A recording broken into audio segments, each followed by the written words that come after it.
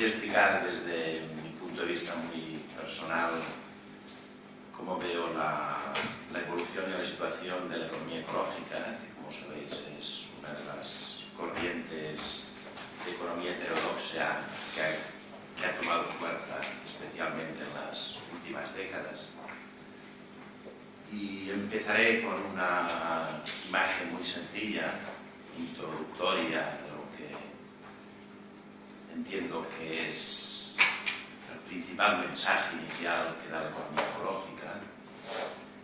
Después explicaré lo que para mí son las ideas o los temas básicos que trata la economía ecológica, que los intentaré resumir en 5 rasgos o características sin pretender ser exhaustivo y siendo consciente de que en una corriente plural como es la economía ecológica, pues se podía haber hecho otra selección y otra organización diferentes para finalmente acabar con algunos elementos para un balance y un poco apuntando también perspectivas de la economía ecológica.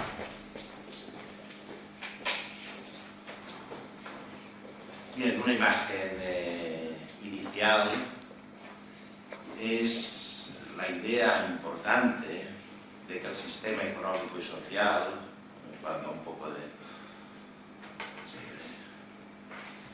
utilizar el término sistema que tanto se criticó ayer, pero el sistema económico y social entendido como las actividades económicas, sociales, bueno, en general las actividades humanas, son actividades que se dan en el marco de la naturaleza, del ecosistema global.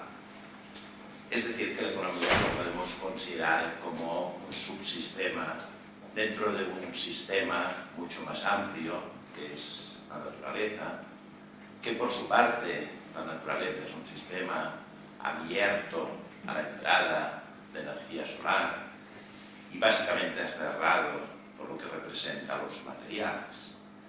El sistema económico y social, cualquier tipo de sistema económico depende de la extracción de recursos de la naturaleza que no son producidos por el sistema económico, sino que son extraídos de la naturaleza, que una vez ya no tienen utilidad desde el punto de vista económico, se convierten en residuos, están en interacción constante con los ecosistemas de los cuales forman parte, como se dijo ayer, no podemos entender la naturaleza como algo separado, independiente de los humanos forman parte obviamente de la naturaleza y la satisfacción de las necesidades humanas depende obviamente no solo de lo que obtenemos a partir del sistema económico, digamos los servicios económicos, por poner un término, sino también de cómo cambian los ecosistemas, de lo que con un lenguaje actualmente habitual, aunque quizás un poco economicista, ¿no?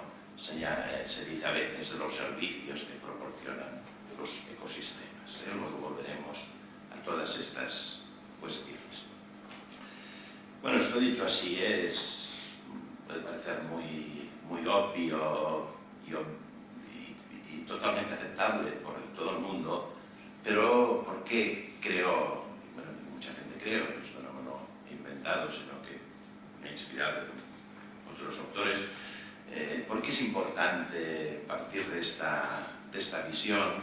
Pues bueno, en primer lugar, lo que choca es el contraste con la imagen que nos dan actualmente la inmensa mayoría de manuales de economía sobre qué estudia la economía.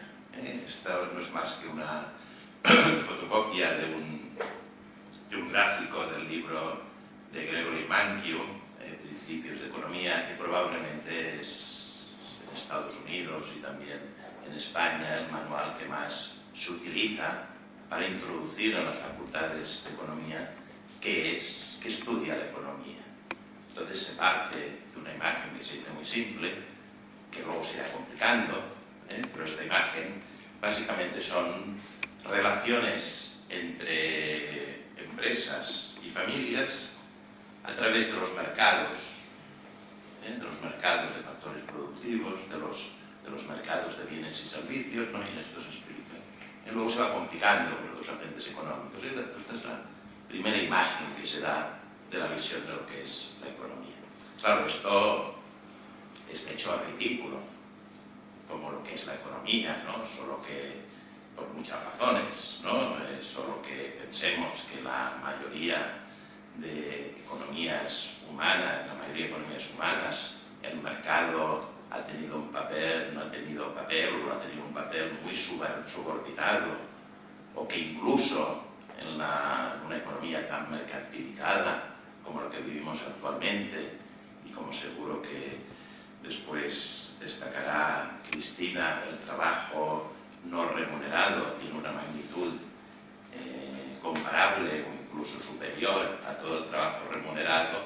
Partir de esta imagen es algo tremendamente sesgado desde el punto de vista histórico de lo que se considera, desde el tipo de vista de qué tipos de actividades quedan consideradas y cuáles quedan fuera del análisis, como muy bien destacó ayer José Manuel. Pero lo que aquí me interesa destacar, ¿no?, es que aquí todo se ve como una relación entre agentes económicos. Claro, esto se va complicando luego, ¿no? Luego introduces el Estado, que cobra impuestos, que gasta en bienes y servicios, luego está el sistema financiero, las empresas no solo venden a las familias, sino a otras empresas, pues esto se va complicando, pero siempre visto como un sistema básicamente autosuficiente, prácticamente cerrado, y en donde el estado, digamos, de la situación económica, de lo que depende son de los flujos, y específicamente de los flujos monetarios entre otros flujos que tienen una contrapartida monetaria, como es ofrecer la fuerza de trabajo, etc., entre agentes económicos. Herman Daly, un economista ecológico probablemente el más conocido a nivel internacional, vivo, Herman Daly explica una anécdota que es bastante reveladora también, yo creo, para decir por qué esto es importante de señalar esta cuestión tan simple del sistema económico por parte de un sistema más amplio. Él explica que cuando trabajaba en el Banco Mundial, que estuvo trabajando años en el Banco Mundial, le llegó un informe en el año 92, me parece, el informe sobre el desarrollo mundial del año 92, y una parte de su trabajo era revisar los informes y hacer comentarios, ¿no? Entonces le llegó un informe, en el cual salía un recuadro que ponía economía y una flecha desde fuera que ponía inputs y una flecha que salía que ponía outputs. Y le hizo un comentario y dijo, bueno, esto es un avance, está bien, porque se reconoce que la economía depende del exterior y también expulsa cosas al exterior. Dice, pero bueno, se tendría que decir de qué se está hablando.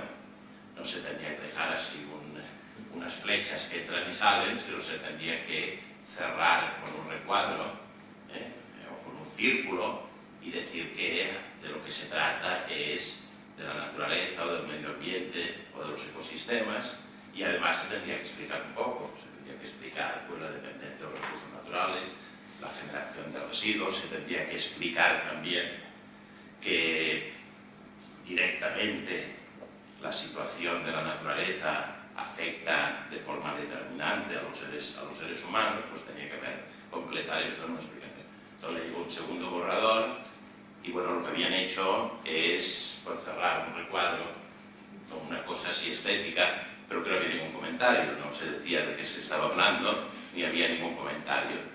Él volvió a decir lo mismo, dice, bueno, sí, está muy bien, queda un poco más bonito así, pero se tendría que explicar y decir de qué se trata y tal. Y le llegó un tercer borrador y ya habían suprimido el gráfico. Esto lo explica en este artículo, se llama Ineconomic Growth, crecimiento antieconómico, ¿no? Que es Herman Daly es muy bueno en utilizar así palabras rompedoras, digamos, ¿no? El crecimiento económico puede ser antieconómico, digamos, puede crear más males que bienes. Pues bueno, ya acaba diciendo, ¿por qué esta resistencia? Las ideas básicas de la economía ecológica que aquí intentaré identificar, como he dicho, en cinco rasgos básicamente, seguramente son ya identificables como mínimo hacia 1970 y por supuesto hay muchos precedentes anteriores, muchísimos precedentes anteriores, gracias a unas contribuciones claves pero bastante aisladas. Y no es hasta finales de los 80 que el término se utiliza, aunque lo importante no es el término, sino lo importante es lo que se dice, se le llame como se le llame, no se puede llamar de otras formas, o detrás de la palabra economía ecológica pueden haber cosas muy diferentes a lo que aquí hablaremos, y se extienden pues de forma importante las ideas. Es importante destacar que aquí en España hay de forma temprana contribuciones importantísimas. Seguramente no pasa en ninguna otra área de las ciencias sociales que España haya sido pionera en un determinado tema, pues sí que es así en el campo de la economía ecológica, con aportaciones tanto de investigaciones como de docencia. Destacar, por supuesto, José Manuel, que aquí he puesto un libro del que habló y que es donde cuaja, pero que sus contribuciones vienen de los años 70, ¿no? Finales de los 70, que él también citó con un análisis pionero al estudiar desigualdades regionales en términos de flujos físicos, ¿no? En Extremadura saqueada, o lo que publicó los balances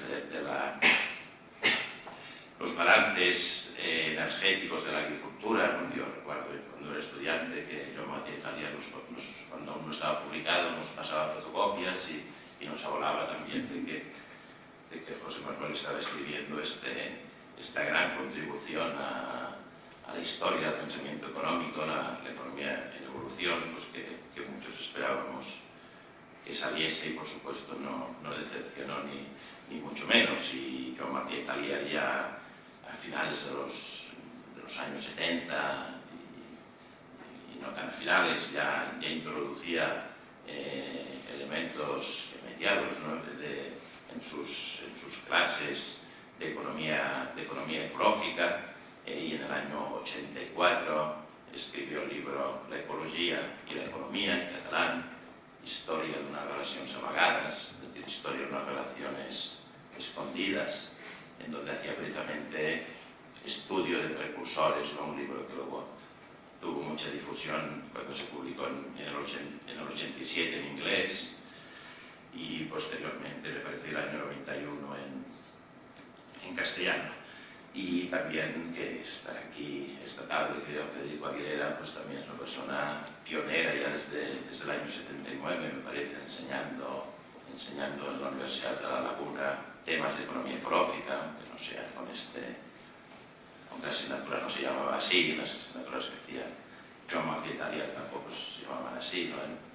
Sobre todo explicaba estas cuestiones, una asignatura que se llamaba Sistemas Económicos, en donde explicaba muchas cosas de antropología relacionadas con temas y cosas de este tipo, de cómo se medían las cosas en términos energéticos y tal, que obviamente en una facultad de economía y en una facultad como la que estaba yo en la Universidad Autónoma de Barcelona, en donde la teoría económica era cada vez más matematizada, en unos modelos muy abstractos, pues era muy novedoso.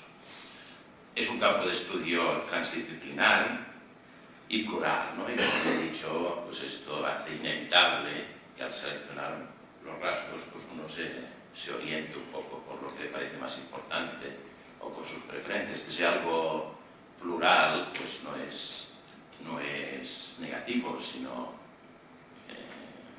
más bien lo contrario, ¿no? Lo peor sería una nueva ortodoxia diferente o una heterodoxia que se enfrentase a la ortodoxia con unos presupuestos muy cerrados. De esto se habló ayer mucho. Pero a pesar de la pluralidad, domina entre la gente o entre las que se utiliza el término economía ecológica o, ya digo, otras personas, ¿no? José Manuel siempre ha utilizado el término enfoque ecointegrador o Georges Corregen, ¿no? Que es uno de los que luego haré referencia, que es uno de los referentes de la economía ecológica, hablaba de bioeconomía, pues sea con el término con lo que sea. Podemos hablar de una corriente nueva, como digo, con unas contribuciones muy importantes ya de finales de los años 60, principios de los 70 y con muchos precursores, domina una visión claramente heterodoxa en las temáticas, en la amplitud de las preocupaciones, en las metodologías, y que contrasta fuertemente con la economía ambiental y los recursos naturales convencional, que precisamente en los años 70 tuvo un gran desarrollo. Sobre todo, como uno de los temas fundamentales, y no es extraño, veniendo de la economía convencional, sobre metodologías de valoración monetaria, impactos ambientales, en donde hay una literatura inacabable, y sobre otros temas como modelos de optimización de determinados recursos naturales, sobre... Bueno.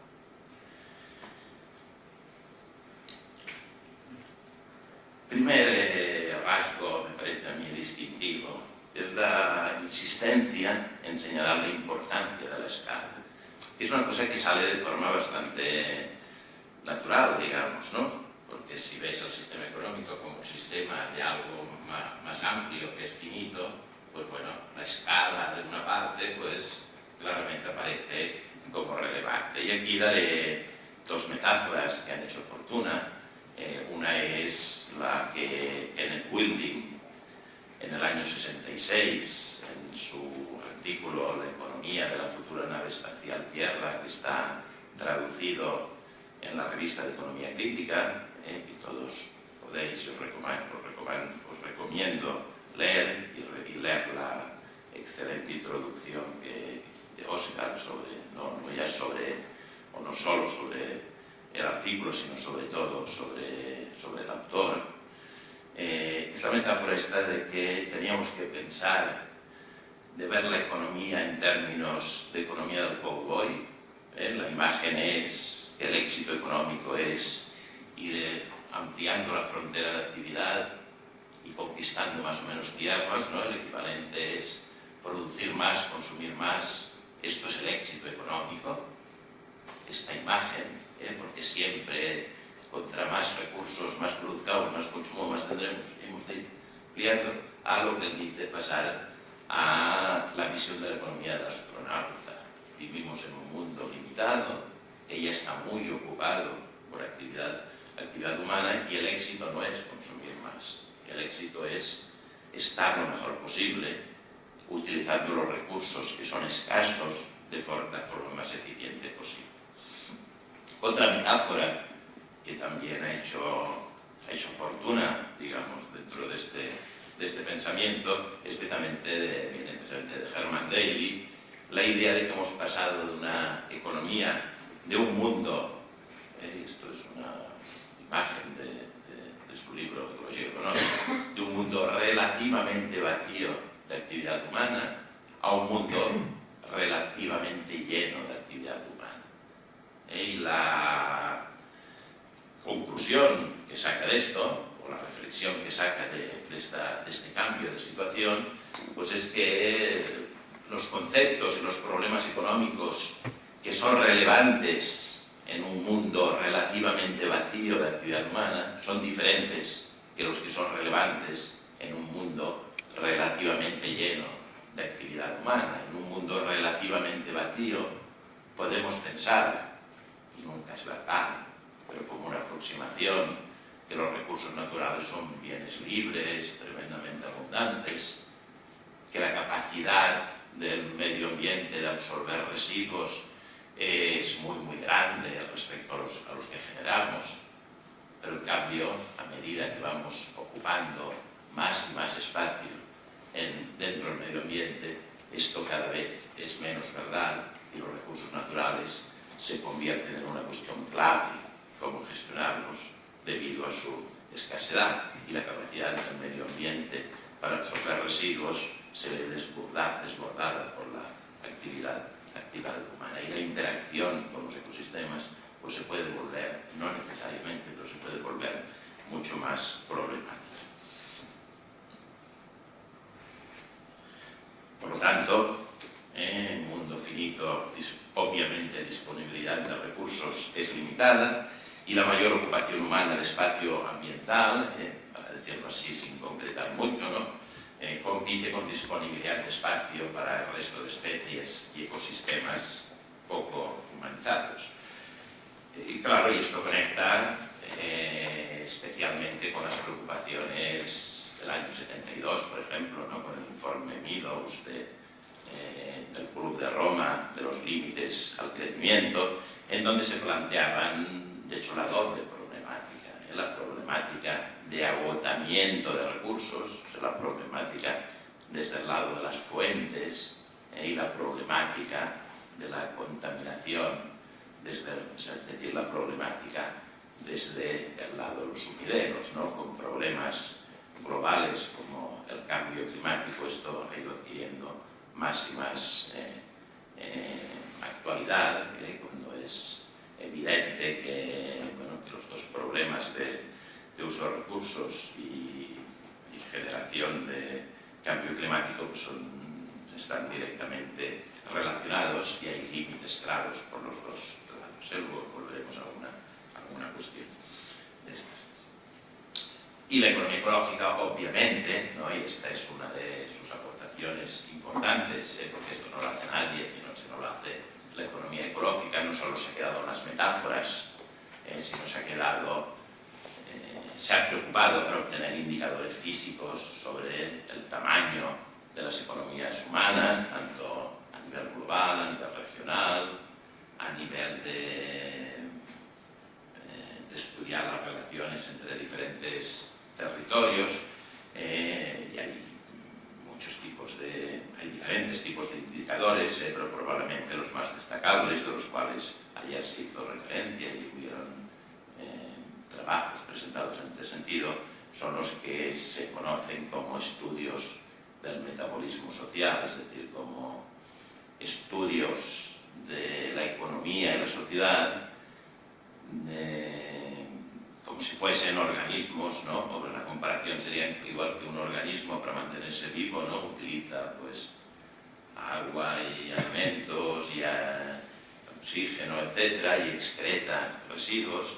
Pues lo mismo pasa con las sociedades humanas, con la diferencia que en las sociedades humanas el grado de utilización de recursos y de generación de residuos es extremadamente variable, dependiendo del momento histórico, dependiendo de los diferentes territorios, y dependiendo también de las clases sociales, ¿no? Aquí destacan los trabajos del Instituto de Ecología Social de Viena, y en este país también con trabajos muy destacables, especialmente trabajos en este sentido de José Manuel Naredo y Óscar Carpenter.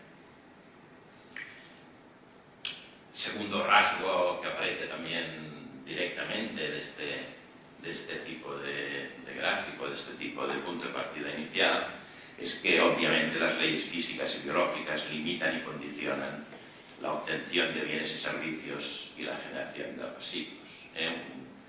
Una contribución muy elemental en este sentido, y en un artículo muy olvidado, ¿no?, del año 69 de American Economic Review, de Robert Ailes y Alan Niss, pues simplemente lo que dijo es, pues bueno, los economistas que hacen modelos de equilibrio general pues se han olvidado del principio de conservación de la materia.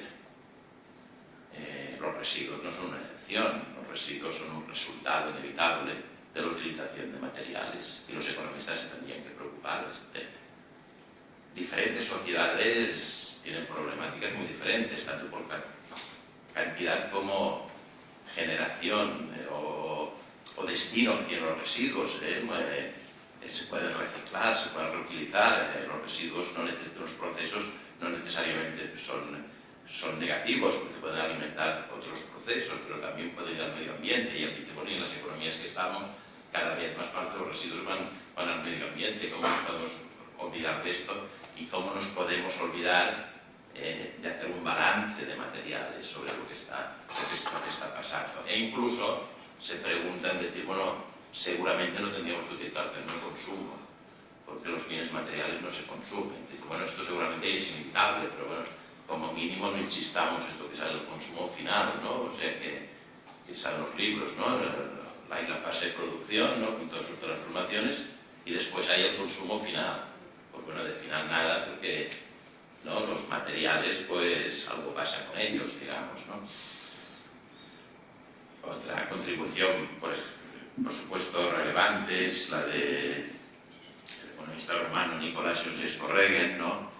Bueno, que ya en los años 60 y los 50, ¿no? Incluso ya escribía y hablaba de la importancia de la termodinámica, y en particular la segunda ley del segundo principio de la termodinámica para la economía.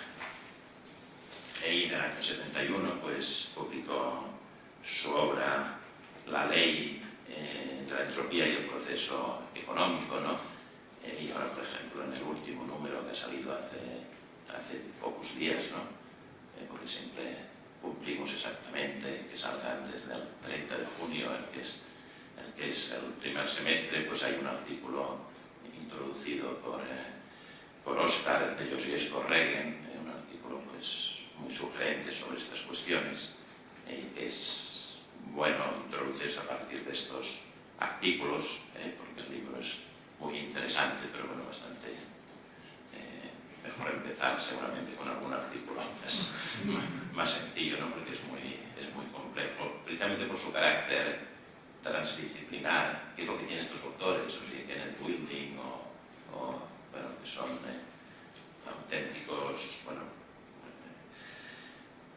ejemplos de gente de grandes conocimientos de diferentes ámbitos. Y, bueno, Ionesco Regen, bueno, dice el segundo principio de la termodinámica, ¿no? Dice que, bueno, la energía utilizada, aunque se conserve, pues se acaba transformando inevitablemente en formas no aprovechables, de situaciones de baja entropía, alta entropía, y él también añadía, y de hecho insistía mucho, que en realidad cuando se utilizan materiales no renovables, como es característico de las economías industriales, en la práctica estos materiales no se pueden reciclar al 100%.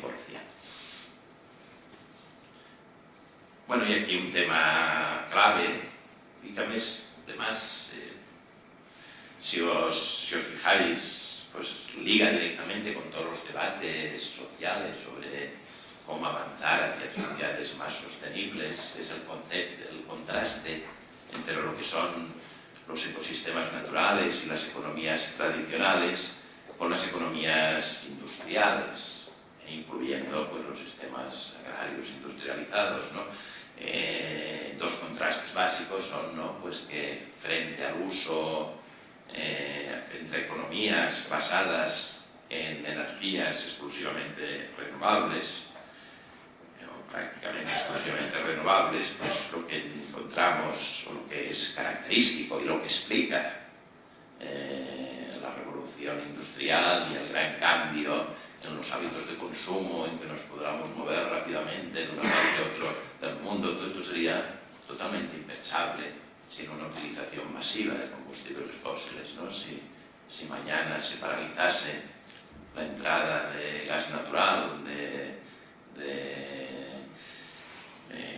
petróleo, de uranio, que no es un combustible fósil, pero que es una otra fuente de energía que utilizamos, y de otros recursos, que haría paralizar la economía.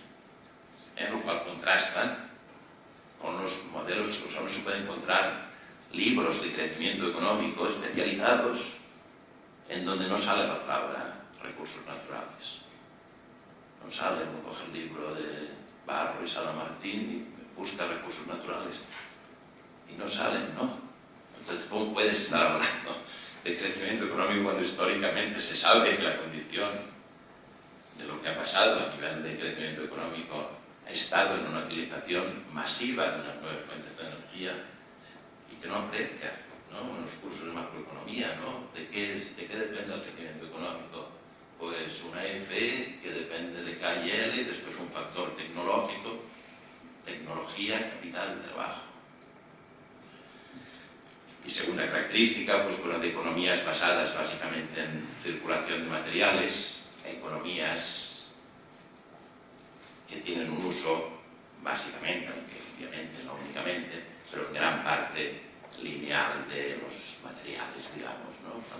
Pues se va a las minas, a las pedreras, etc., para utilizar materiales. Una gran parte de esto se convierte en residuos y entonces se van a buscar más y más. Consecuencias importantes que tienen esto, pues claro, hay unos procesos irreversibles de agotamiento de recursos escasos, con una dispersión masiva de residuos. Y esto también es otra característica importante de la economía ecológica, que también viene de este gráfico tan sencillo, vienen muchas cosas, ¿no? Porque si ves, los residuos entran por un lado y luego salen los residuos, pues no son dos problemas separados. De hecho, en la economía de los recursos naturales y del medio ambiente son como dos, normalmente muchas veces están los mismos manuales, pero son dos temas totalmente diferentes. O sea, no se tratan desde una perspectiva sistémica, digamos, global, ¿no? Economía de los recursos naturales, pues hay unos modelos de optimización basados en unas tasas de descuento, ¿no? Y luego la economía ambiental, pues bueno, unas externalidades que se suponen básicamente excepciones, ¿no? Porque los mercados normalmente funcionan, pero a veces fallan, ¿no? Y no están interrelacionadas las dos cuestiones. Y una consecuencia es que obviamente al ir agotando recursos naturales, pues se va ampliando lo que a veces se conoce como la frontera de la extracción y con ello los impactos ecológicos, ¿no? O sea, cuando el petróleo fácilmente accesible va escaseando, pues aparece el fracking, aparece la explotación de petróleo a altas profundidades marinas, se explotan las tierras asfálticas del Canadá, ¿no? Que son pues, materiales impregnados de petróleo, ¿no? Y pues, todo esto normalmente dispara los impactos ambientales y los costes no solo económicos, sino energéticos de la extracción, ¿no? Por ejemplo, en un gran área de análisis, del cual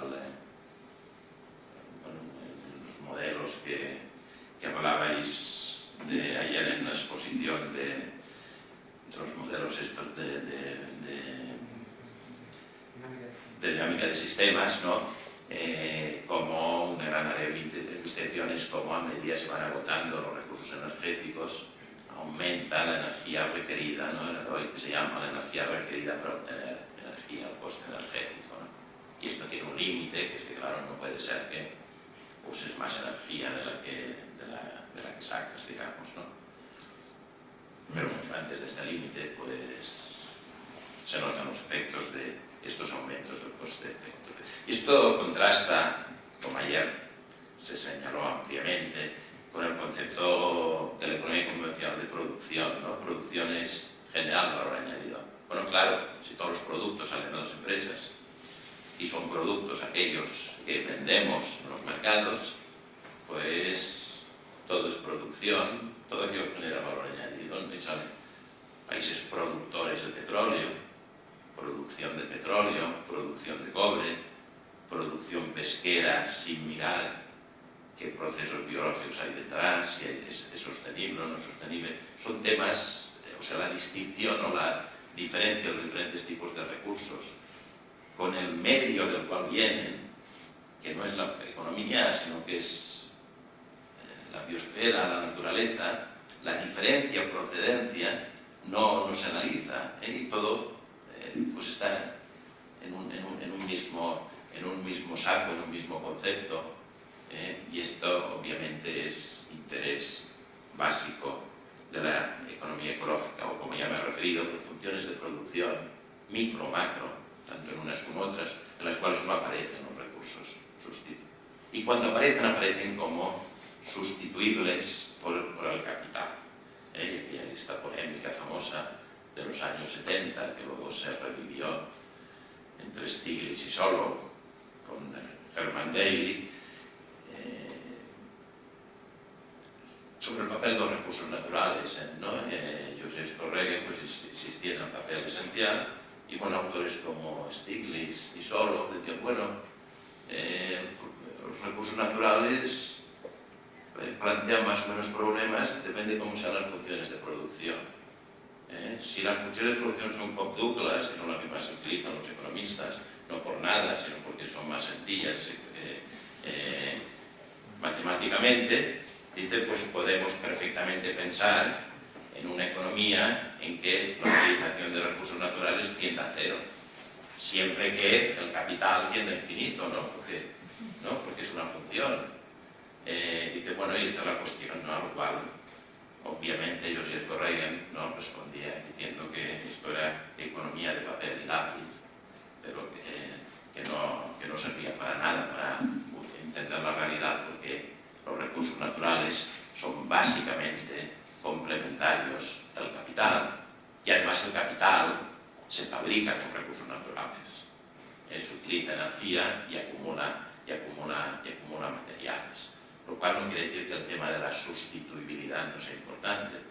Quiere decir que está mal enfocado por la economía neoclásica, porque obviamente unos recursos naturales son sustituibles por otros, ¿no? Y gran parte de la discusión de sostenibilidad es cómo sustituimos determinados recursos energéticos por recursos energéticos renovables. Esto es una sustitución, pero es una sustitución entre diferentes tipos de energía. Y obviamente una sustitución entre diferentes tipos de energía comportará también una sustitución entre tipos de capital. No es lo mismo, no necesitará centrales térmicas, sino que serán placas solares. La cuestión es cómo es discontinua. No se trata de más o menos capital. Si inviertes en más fábricas de automóviles y en más centrales térmicas, no tendrás solucionado el problema de los combustibles fósiles, al contrario, lo tendrás agravado. Detrás del concepto capital, pues bueno, es un agregado que no te dice nada de si estás haciendo frente o no, en este ejemplo, a la cuestión de los problemas de agotamiento de recursos naturales.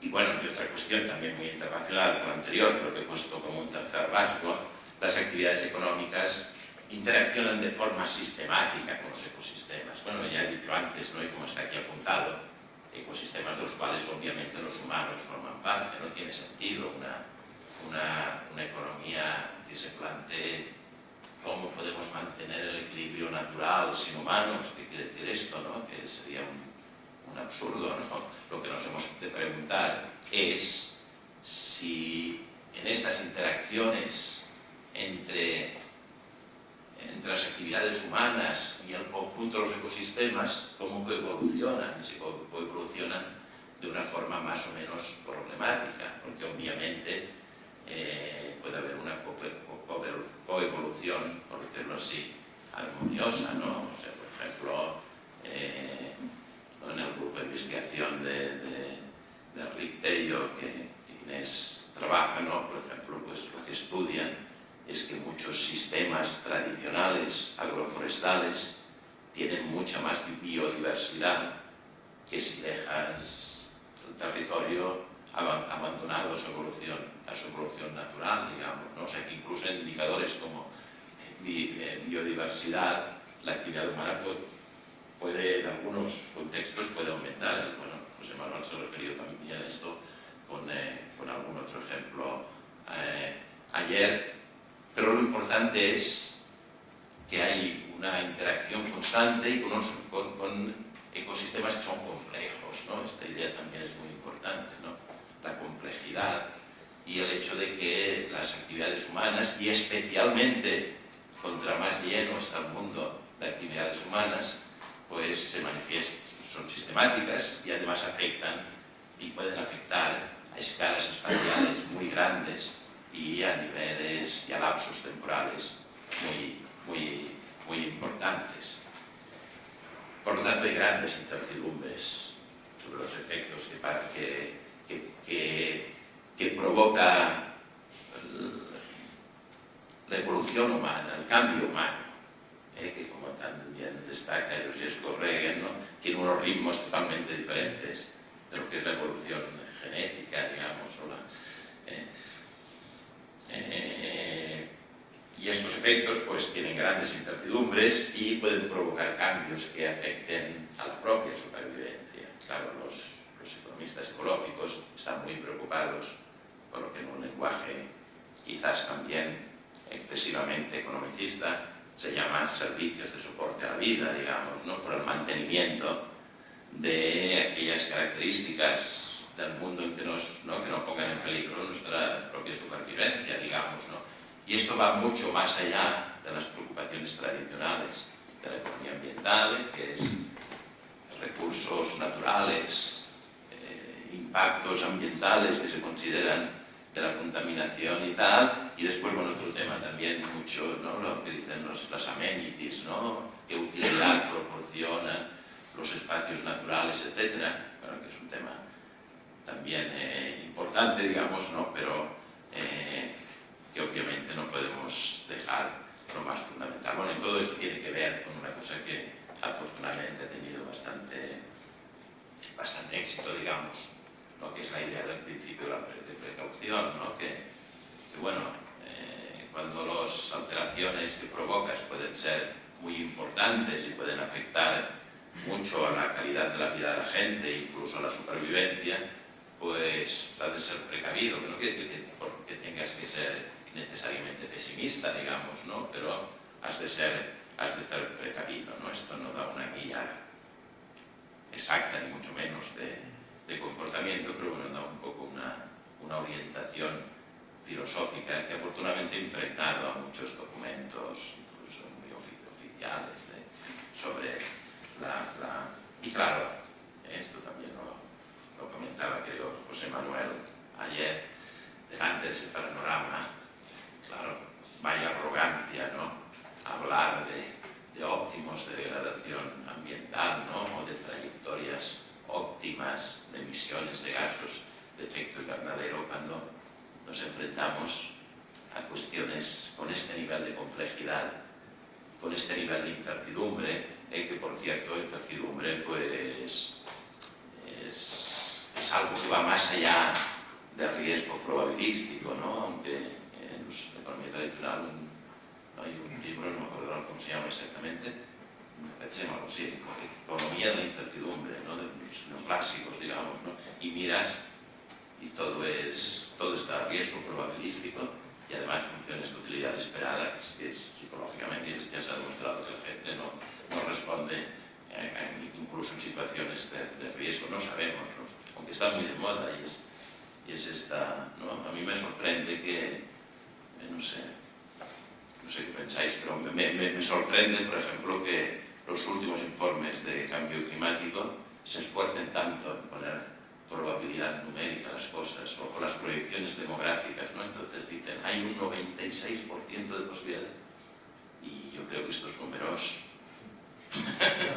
hay muy poca, no hay una base científica realmente para cuantificarlo, ¿no? Lo cual no quiere decir, cuidado, no quiere decir que no tengamos conocimiento científico, no quiere decir que el conocimiento científico no avance, no quiere decir que no podamos decir razonablemente lo que es muy improbable, lo que nos parece muy improbable, lo que nos parece casi seguro y lo que nos parece bastante probable, No quiere decir que no podamos hacer juicios cualitativos, pero cuidado con la búsqueda de la precisión, porque quizás lo que hay detrás quizás es malos modelos, ¿no? Y bueno, y por supuesto eso también supone prevención frente a soluciones grandes soluciones tecnológicas frente a los problemas ecológicos, porque pueden haber efectos inesperados, ¿no?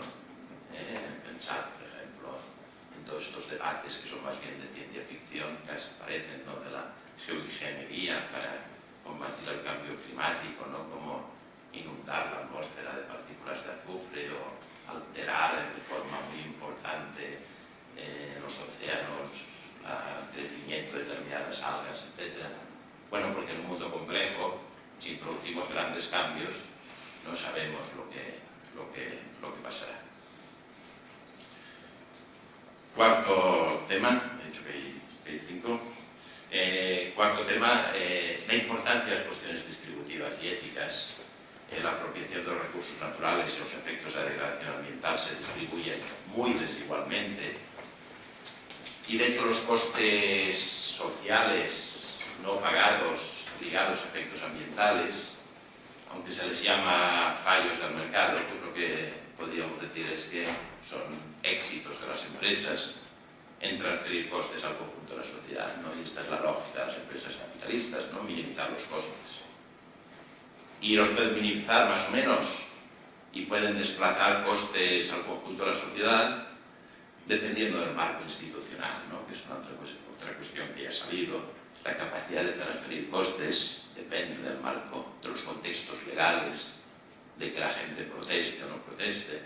Si la gente pues bloquea una actividad minera, pues no podrás transferir estos costes a la población afectada si es que acaba teniendo éxito, que no es lo más frecuente.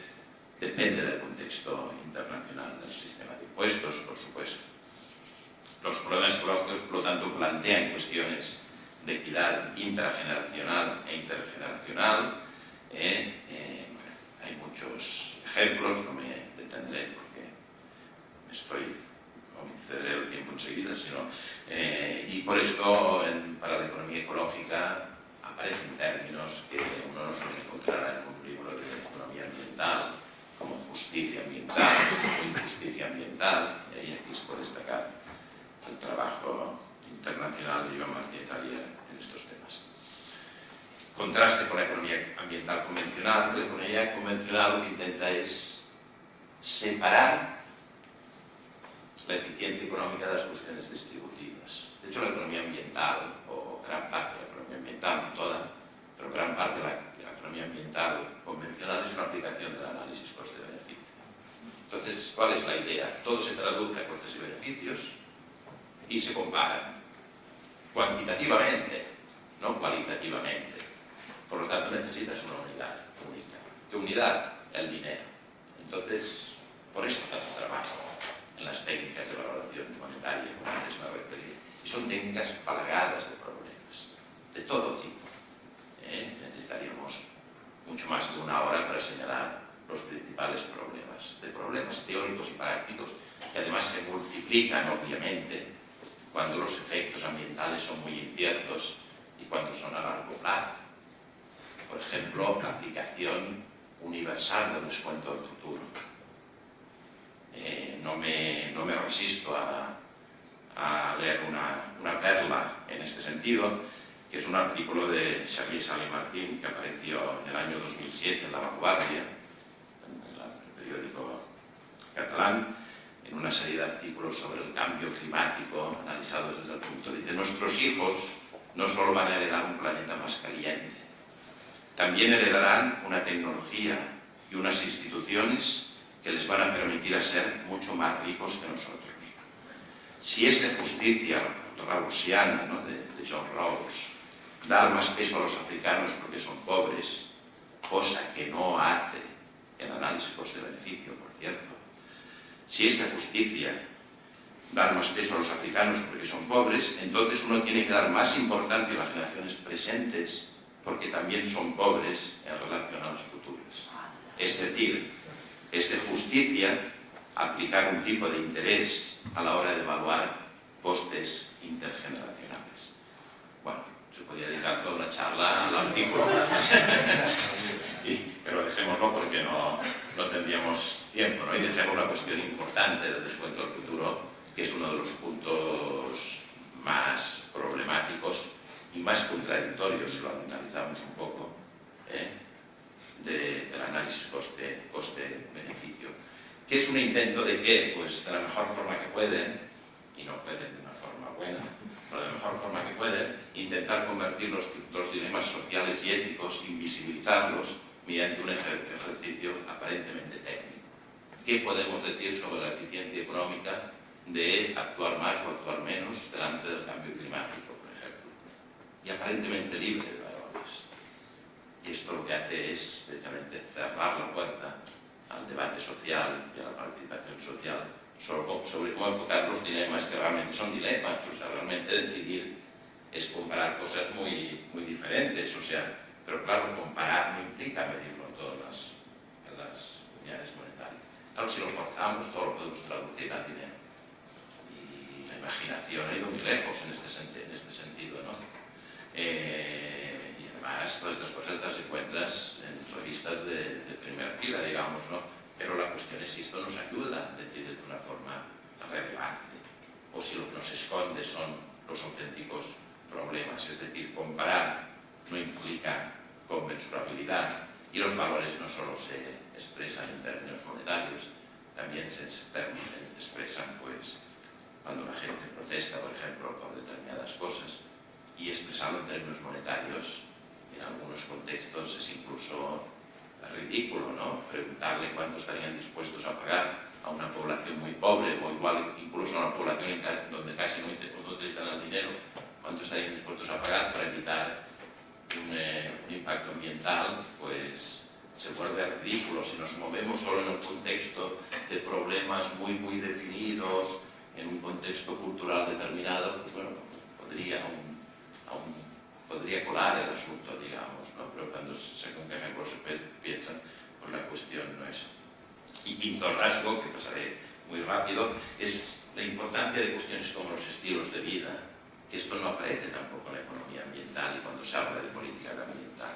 Por lo tanto, es extremadamente relevante analizar los factores estructurales, económicos, sociales y culturales, por ejemplo, que están detrás de las dinámicas consumistas, temas como la obsolescencia programada, que más que la técnica lo importante es el bombardeo de la publicidad social y cultural para ampliar mercados, la gran importancia de la competencia posicional en sociedades desiguales y competitivas. Que hay este excelente libro que explica esto y más cosas, porque el concepto de bienes posicionales de Fred Hirsch en el libro Los límites sociales al crecimiento es muy interesante. Y una cuestión que también ha salido, las motivaciones, ya hablaba Lourdes sobre esta cuestión, las motivaciones humanas son extraordinariamente complejas. Y por supuesto, en general, la economía ecológica en general, no siempre, pero se aleja del supuesto de esta lógica universal, del cálculo individual de costes y beneficios propios, que descaradamente se le llama racionalidad. Creo que es un término que no es neutro. O sea, comportarse de forma... Y además el contraste grande es que los mismos que te hablan de que el comportamiento racional es un comportamiento determinado, muchas veces te están explicando algo que lleva a unos malos resultados sociales en muchos lugares.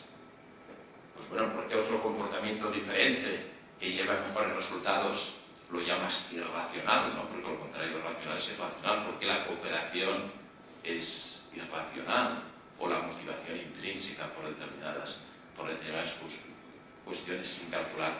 La gente se mueve por muchas cosas, valores, costumbres, interacción social, y por lo tanto para los cambios de comportamiento no solo importan los incentivos económicos, aunque mucho. Y además los incentivos económicos, yo soy un partidario de impuestos ecológicos y estas cuestiones, ya lo digo, pero en determinados contextos, especialmente Sam Bowles ha hecho estudios en este sentido, pueden erosionar otro tipo de motivaciones. La cuestión es muy compleja, o sea, no puedes decir la gente tiene motivaciones diferentes, unas son económicas, otras son por valores y se suman. No, a veces no se suman, en algunos contextos al menos. Por lo tanto, la cuestión es mucho más compleja de lo que se dice. Y por cierto, y por supuesto, pues hay toda una crítica a la idea del crecimiento económico sostenido como posible, deseable, o incluso como el estado normal de las cosas. Y lo que la macroeconomía tiende a considerar es que lo que es particular de una época histórica y de un contexto en algunos países es lo normal. En macroeconomía a veces se identifica como crecimiento económico casi en las universidades, ¿no? Y los modelos hay una trayectoria de lo que es el crecimiento potencial y entonces se estudia por qué nos desviamos de esta trayectoria que es la normal. Bueno, esto obviamente está cuestionado por la economía ecológica, de forma que la respuesta a la crisis ecológica no solo plantea cuestiones de política ambiental en el sentido, aunque también es una rama importante, y querría enfatizarlo, pero plantea también cuestiones de grandes cambios económicos, sociales, o sea, de lo que se ha llamado a veces transiciones socioecológicas. Y de forma prácticamente telegráfica, elementos para un balance de todo esto. Claro, si comparamos la situación actual con la situación de los años 80, hay indicadores que podrían, el refuerzo condicional, porque la cosa no está para tirar jueces, mucho menos, que podrían llevar a hablar de una historia de éxito de la economía ecológica, en el sentido que se han impulsado, comparado a lo que era la situación hace 30 años, investigaciones con conceptos y metodologías nuevas, que antes eran totalmente marginales, frente a lo que William Carr, ¿no? de quien creo que hablará Federico Aguilera, ¿no? Llamaba en un artículo en el 76 el congelamiento conceptual de la economía neoclásica, ¿no? Que antes he comentado, ¿no? Cómo la economía neoclásica respondió a los retos crecientes en el debate social de los problemas ambientales. Pues bueno, básicamente a través de definir y sofisticar técnicas matemáticas de valoración económica, monetaria, de impactos ambientales. La economía ecológica ha contribuido a influir socialmente en discursos económicos alternativos al paradigma del crecimiento sostenible o verde y al optimismo tecnológico, incluso con términos rompedores y que han tenido una cierta popularidad, cierta prosperidad sin crecimiento. Se ha consolidado una asociación que debe tener miles de socios, se hacen congresos internacionales de economía ecológica y de secciones regionales pues muy numerosos, y ha creado desde el año 87 funciona una revista Ecological Economics que ha conseguido un impacto internacional. Bueno, estos son los aspectos que podrían llevar a un cierto optimismo.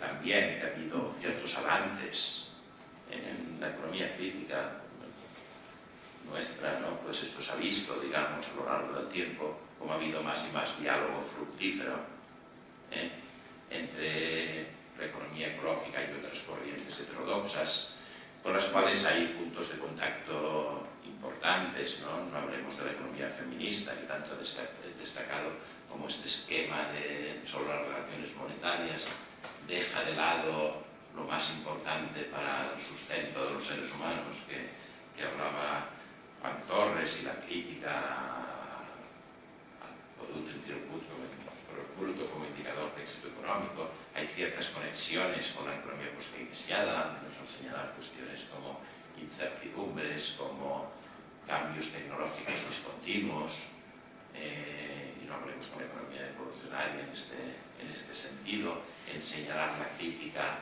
a los supuestos dominantes neoclásicos de la sustituibilidad en el consumo, en la producción y en todo, porque si no, no podrías escribir estas curvas que se explican para iniciar a los estudiantes, ¿no? Asintóticas a los ejes, y que son las mismas de producción y consumo, que ya es sospechoso, ¿no? Que dos cosas tan diferentes se representen con el mismo tipo de aparato conceptual. Por supuesto, con la economía institucionalista, William Carr, por ejemplo, que la citaba, que daba un artículo en el año 76, pero que el año 50 ¿no? Tiene un libro que se llama Los costes sociales de la empresa privada, ¿no? Que podríamos caracterizar como de economía ecológica por sus planteamientos, ¿no? Y desde luego totalmente alejados de la economía más convencional del medio ambiente, pero las insuficiencias y peligros, por supuesto, son también grandes. Una quizás, para mí quizás la más importante, es la tensión que existe entre el intento de rigor teórico y de criticar la economía neoclásica allá donde nos sirve. A mí no me gusta, tampoco es malentiendo, yo creo que siempre está mal establecer fronteras totalmente definidas, ¿no? O sea, no se debe decir esto viene de la economía neoclásica y por lo tanto ya no quiero saber nada, ¿no? Pueden haber contribuciones desde la economía neoclásica que sean interesantes, no hemos de establecer fronteras, ni sectarismo, ni entre la economía heterodoxa, ni siquiera con la economía neoclásica. Ahora, si un tanto por ciento muy elevado es, digamos, basura casi, ¿no? Pues todo esto lo has de dejar de lado, digamos, ¿no? Entonces hay una cierta tensión entre el rigor teórico y el pragmatismo, podríamos decir, adaptativo, para darle un nombre que no he encontrado uno mejor. Uno es la idea que está muy presente en la economía ecológica desde el principio. Yo creo, tampoco conozco yo en detalle las interioridades, digamos, pero bueno, por lo que he visto y he leído y oído, digamos, ¿no? De una tendencia especialmente presente en algunos autores, más bien procedentes de ciencias naturales, digamos, ¿no? Bueno, la economía ecológica básicamente es economía más ecología y no te preocupas mucho de lo que son los supuestos de la economía y un poco todo vale mientras haya modelos que interrelacionen las dos cosas, ¿no? Esta no es la visión que yo he intentado dar ni la visión de todos aquellos que ven la economía ecológica como un intento de reconstruir, ¿no? Para utilizar ahora también la palabra o el término de William Camp, de reconstruir intelectualmente la economía sobre unas bases realistas y que da respuesta a los problemas reales. Y quien dice la economía, pero yo no me atrevo, podría decir el conjunto de ciencias, digamos, ¿no? Porque obviamente se han de relacionar todas las ciencias entre sí y se ha de hacer desde un punto de vista interdisciplinario, ¿no? Y por lo tanto hay que criticar los fundamentos de la economía clásica cuando no funciona, sin sectarismos, pero de forma contundente si es necesario. Y yo veo también un gran peligro en el uso oportunista de las valoraciones monetarias. Bueno, que tuvo un hito en publicar en Ecological Economics, firmado por bastante gente, y el primer firmante, que era, aún entonces creo, editor de la revista y que fue presidente durante muchísimos años de un cálculo del valor económico monetario del conjunto de los servicios ambientales del mundo, lo cual no se atrevería a la economía neoclásica. La economía neoclásica es un poco más prudente y normalmente intenta valorar cambios marginales. Lo que pasa es que todo lo considera marginal. Un cambio marginal supone que nunca tendrá consecuencias, pero tiene una perspectiva y además lo considera todo parcializado, etcétera, etcétera. Pero claro, esto es ridículo. Bueno, ridículo y además, ¿para qué sirve? ¿Qué más da que salga que el conjunto de los servicios ambientales del mundo vale lo mismo que el PIB, si es que tiene algún sentido, o que vale el doble, o que vale el triple, o que vale 40 veces más, o que vale el 90%? ¿Qué sentido tiene? A mi entender, ninguno desde la aportación al conocimiento. Y esto hay una gran atracción. Por ejemplo, el informe Stern que por cierto partía también de supuestos como Sally Martí en determinados aspectos, digamos, ¿no? Y esto Sally Martí no se da cuenta y está criticando al Stern como si no aplicase el descontrol futuro. Sí que lo aplica, pero a una tasa más baja, porque no podemos entrar en estos detalles. El informe Stern, que básicamente lo que dijo es: pues si no actuamos contra el cambio climático, los costes pueden equivaler pues como mínimo al 5% del PIB anual. Pues esto, desde muchos sectores preocupados por la gravedad de los problemas ecológicos, se celebra. Y bueno, claro, se ha de reconocer que tiene un impacto mediático poner números, cifras, pero yo creo que si entras en este terreno ya tienes la batalla perdida. Si entras en el terreno de intentarlo valorar todo en términos monetarios. Ten cuidado tampoco quiero decir, porque todo se ha de matizar, que hacer cálculos monetarios de determinados efectos ambientales tenga todo el sentido. Por supuesto que tiene el sentido. Si hay destrucción de infraestructuras, si hay destrucción de producción, decir cuánto esto monetariamente cuesta tiene sentido aquí. Lo que no tiene sentido para mí es el intento generalizado de convertirlo todo en valores monetarios, ¿no? Especialmente cuando nos enfrentamos a problemas de largo plazo, con incertidumbres, etc. Entonces, esto yo creo que es un peligro muy grande. Y a mí me sorprende, por ejemplo, pues yo hago clase en economía, en una facultad de ciencias ambientales. Me sorprende muchas veces ver gente del ámbito de las ciencias ambientales, de las ciencias naturales, que celebran, por ejemplo, lo del informe Stern, y que yo hago un curso en un máster, ¿no? Que es una asignatura dentro de un máster de temas de ecología y gestión. Entonces a mí me querían cambiar el título y poner valoración económica de servicios ambientales. O sea, mucha gente desde fuera del campo de la economía lo que piensa es que los economistas, nuestra tarea es poner números en dinero. ¿Por qué? Porque piensan que este es el lenguaje dominante. Yo creo que porque en el fondo lo que piensan es que es igual, lo importante es que salga un número importante y poder hacer propaganda. Pero en realidad no creo que crean mucho en que esto es realmente científico. Pero bueno, nosotros como economistas académicos nos hemos de preocuparnos no por si damos mensajes más o menos impactantes, sino por si hacemos algo más o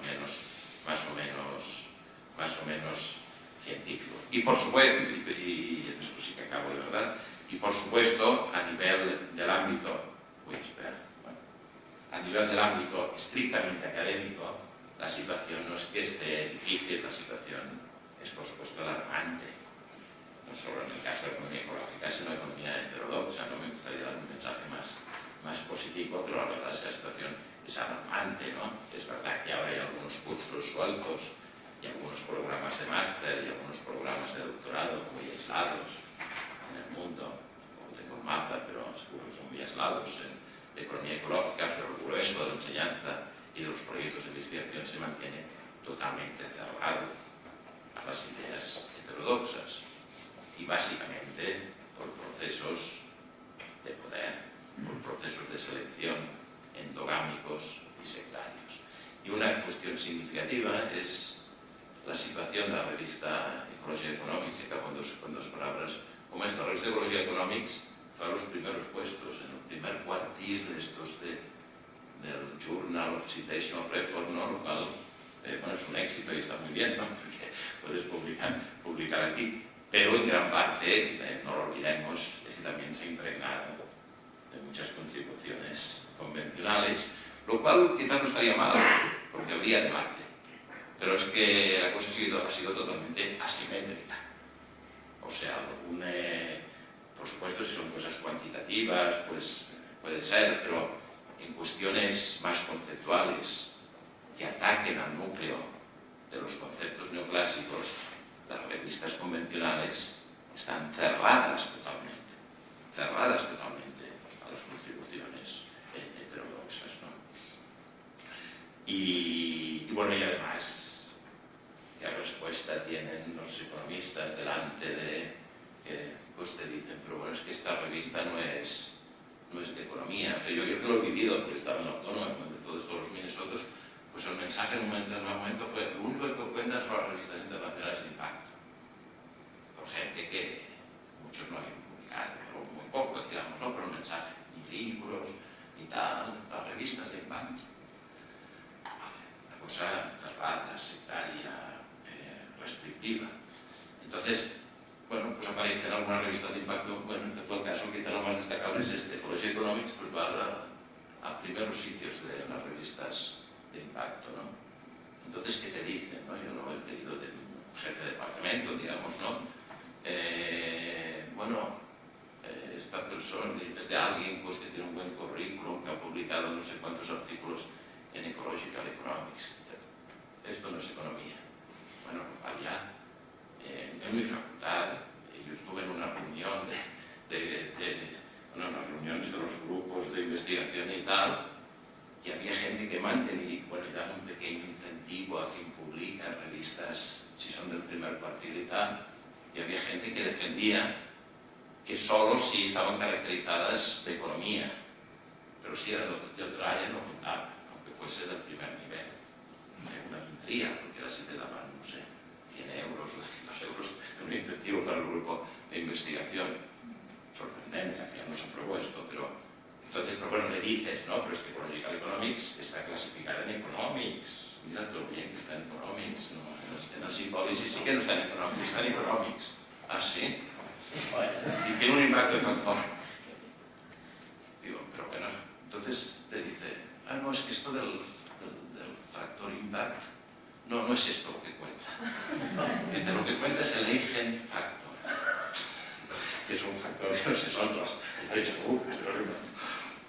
Entonces yo lo miro y aún está mejor situado. Entonces, bueno, ya no puedo decir nada, pero lo que sí que es verdad y seguro es que los procesos de selección de proyectos, al menos en Cataluña, lo que tienes es una lista que básicamente le ha hecho la Pompeu Fabra y el que acaban de Masculé y esta gente, que son las revistas que ellos consideran importantes, ya pasan de la lista internacional.